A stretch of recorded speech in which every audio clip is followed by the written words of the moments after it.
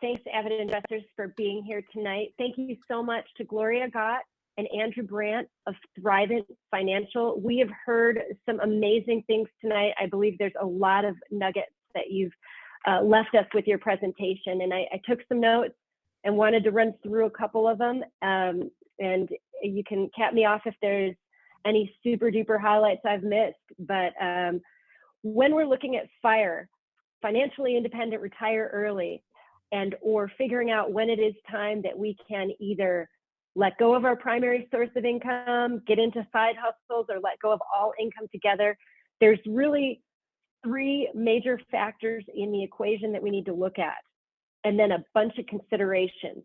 But the factors are income. What are your income needs? And then secondly, what are your sources of income?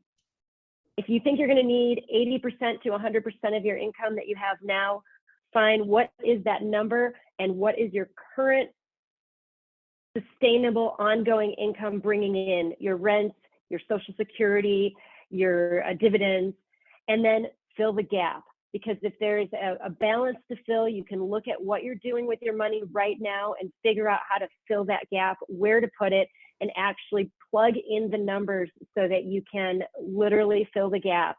And when you are determining your number, there's a few ways of doing it. You can go lean, you can go hybrid, and you can go fat. Does this investment strategy make my butt look big? However you want to live, that's up to you. But in any event, things are going to happen. You're going to have taxes are going to change. They could go up. There could be inflation. And 3.5%, 3%, that's a number you might plug in backwards plan to figure out what that income need is when you want to live fat or lean or hybrid, and figure out how that translates back today. And with it all, there's some other things you can look at, which is your IRAs, converting into Roth, and making sure that Uncle Sam doesn't get more of the pie than he has to. That's what I heard tonight. You guys, what did I leave off on the major highlights from what you've given us, this wealth of information you wealth planners have shared with us today? I'll just chime in, get a team surrounding you. You can't make, the best people don't make it alone. I mean, that's number one, the other part. But also have somebody, if you haven't done it already, stress test your plan for the things that are outside of your control. They should be able to stress test the plan and say, this is a liability. Do you want to address that liability? And this is how big that liability is. And so I would say that those partners you pick should be able to stress test those plans and bring new ideas. So those would be the other key pieces. You covered a good recap, Stacy. Thanks. Great. Well, this has been so helpful. Andrew, anything to add on your end? Yeah, work with your financial planner. If you don't have one, you can reach out to us.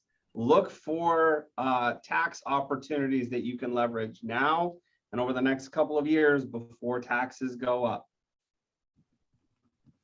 Yeah, that 2025 year was interesting. We're going to lose some tax cuts in 2025, Andrew told us today, among the many golden nuggets.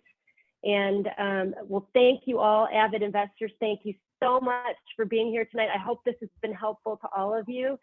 And if there's any last minute questions, this is the time to ask them. Otherwise, we will call it a wrap.